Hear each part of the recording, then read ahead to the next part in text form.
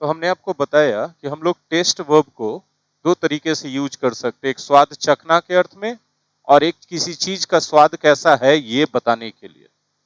ठीक है, तो जब हम मुंह में लेके चखने का प्रोसेस करते हैं तो उसको सभी टेंस में यूज कर सकते हैं, लेकिन यदि किसी चीज का टेस्ट बता रहे हैं कि ऐसा स्वाद है उसका इस वर्ब के जरिए, तब उसको हम लोग कंटिन्यूअस में यूज नहीं कर सकते। कंटिन्यूअस में यूज नहीं करेंगे तो कितने टेंस अलग हो जाएंगे? Present continuous, present perfect continuous, past continuous, past perfect continuous, future continuous, future perfect continuous, यानी दो या छह टेंस अलग हो जाएंगे 12 में से, और छह ही टेंस में इस अर्थ में उपयोग किया जा पाएगा। राइट है?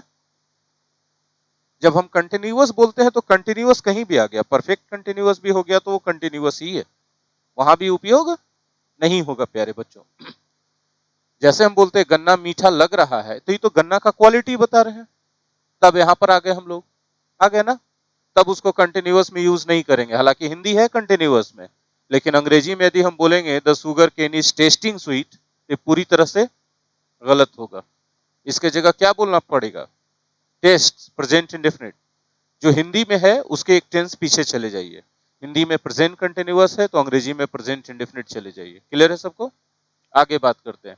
लेकिन जब हम बोलते हैं कि मैं यह व्यंजन, व्यंजन मतलब भोजन, डिश, डिश तो समझते हो ना, तो डिश चख रहा हूं, इसमें हम डिश का अभी क्वालिटी नहीं बता रहे, उस प्रोसेस की बात कर रहे हैं जिसके जरिए हमको उसका क्वालिटी पता चलेगा। हाँ या ना? तो उस प्रोसेस की यदि हम बात कर रहे हैं तो हिंदी जिस टेंस में है आप अंग्रेजी उस टेंस में ले सकते हैं, कंटिन्यूअस में भी ले सकते हैं, कोई गलती नहीं होगी। क्लियर है? इसलिए हमने लिखा I am testing this dish, और बिल्कुल सही है। कोई दिक्कत है यहां तक? चलिए अगला वर्ड है हमारा फील। फील का मतलब क्या होता है? दो मीनिंग होता है, एक होता है महसूस होना, जैसे हम लोग को ठंड गर्मी महसूस होता है, नाराजगी महसूस होता है, हाँ या ना? तो भावनात्मक तौर पे, शारीरिक तौर पे हम लोग कोई चीज महसूस करते हैं, तब उस स्थिति में यदि हम फील का यूज कर रहे हैं तो सभी टेंस में यूज कर सकते हैं। जैसे मुझे ठंड लग रही है, कौन सा टेंस है? Present continuous. अंग्रेजी में भी बोल रहे हैं आई एम फीलिंग कोल्ड, सही है। कोई बोले नहीं सर हम आई फील कोल्ड बोलना चाहते हैं, बिल्कुल सही है, उसमें कोई बंधन नहीं, दोनों सही है, कोई बंधन नहीं है भाई साहब। ठीक है? लेकिन जब हम बोलते हैं कपड़ा मुलायम लग रहा है, तो कपड़ा को छूने से पता चलता है, हाँ या ना? और इसमें जिस चीज का क्वालिटी बता रहे हैं उसको सब्जेक्ट बना देंगे। मुलायम मुझे लग रहा है लेकिन मैं सब्जेक्ट नहीं बनूंगा इसमें, सब्जेक्ट कौन बनेगा? कपड़ा। और इसको कंटिन्यूअस में हिंदी हो सकता है देखिए, लेकिन अंग्रेजी कंटिन्यूअस में होगा तो गलत हो जाएगा, उसको अंग्रेजी को फिर से बात एक टेंस पीछे जाना पड़ेगा।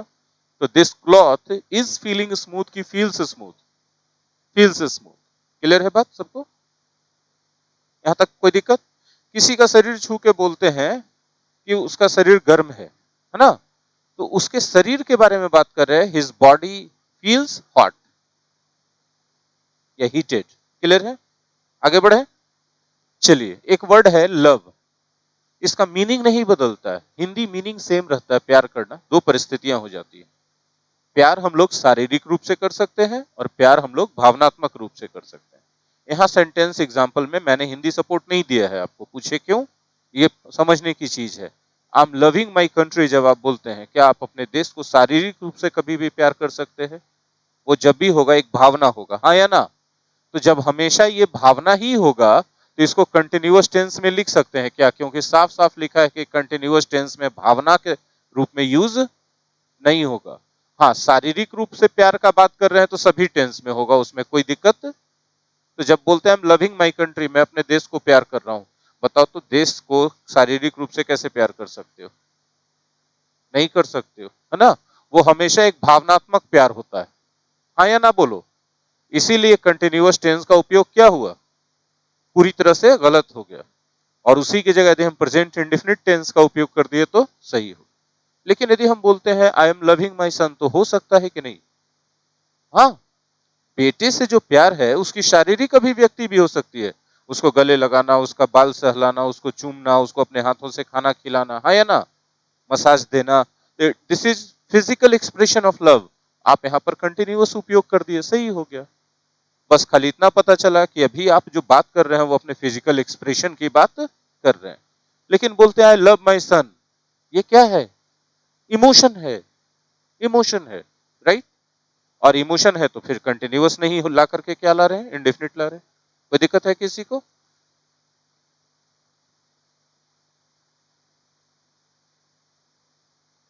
हाँ तो है, ठीक तो है, लिखा तो है, करेक्ट है।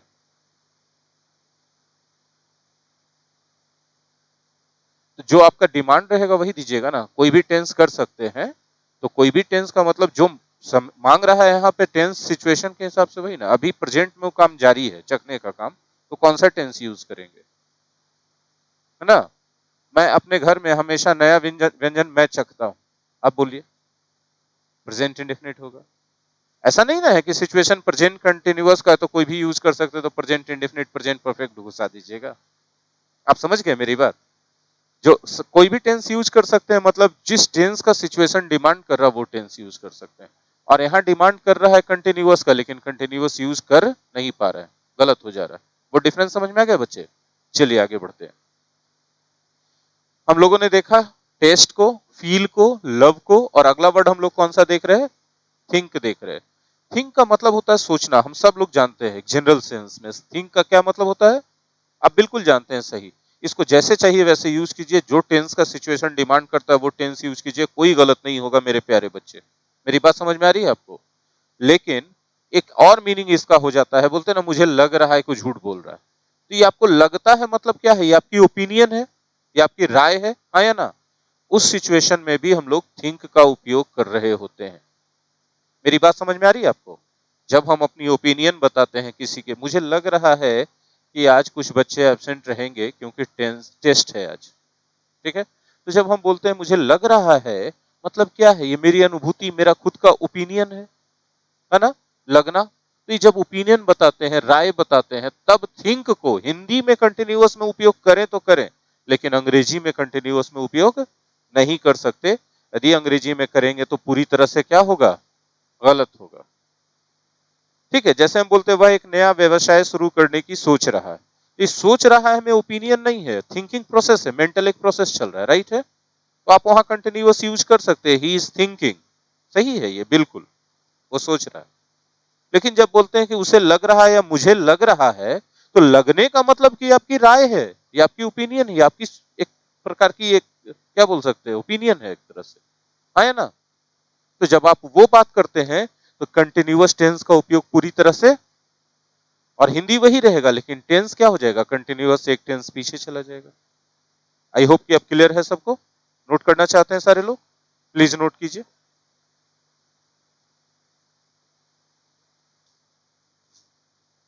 एक है नो, और एक है हैव, और एक है एक्सपेक्ट, राइट? चलिए देख लीजिए, हम लोग बारी बारी सबको देख लेते हैं। नो में कंटिन्यूअस टेंस का मामला नहीं है, इसका मामला कुछ और ही है। आप देखना चाहते हैं? आप देखना चाहते हैं, हाँ ना बोलिए। आज देख लीजिए, आज छोड़िए, आज देख लीजिए। सेंटेंस एक है, मैं उसे जानता हूं। मैं उसे, इसका ट्रांसलेशन क्या होगा बताइए? I know him. पक्का? और मैं उसे कई वर्षों से जानता हूं।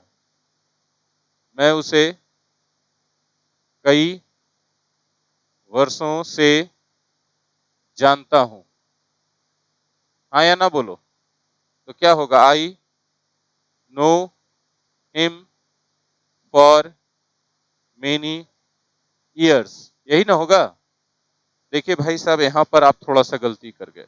आपने ये देखा कि ताहे तीहे तेहे लगा है तो प्रेजेंट इंडेफिनिट लगा देते, यही सोचा होगा आपने, लेकिन ये गलत हो गया, क्योंकि इसमें टाइम भी लगा है, कई वर्षों से लगा है ना, for plus period of time लगा है ना, तब यहां पर इसको प्रेजेंट परफेक्ट या प्रेजेंट परफेक्ट कंटिन्यूअस होना चाहिए। ठीक है, तो इसीलिए आई हैव नोन हो जाएगा। क्यों? क्योंकि इसको कंटिन्यूअस टेंस में तो यूज नहीं कर सकते। I have known him for, तो जाहिर सी बात है प्रेजेंट परफेक्ट कंटिन्यूअस है, तो उसके एक टेंस पीछे जाएंगे तो प्रेजेंट परफेक्ट होगा। ये थ्री है सर, आपको नहीं पता है तो हम यहां लिख देते हैं सर, घबराइए मत। No, new, known.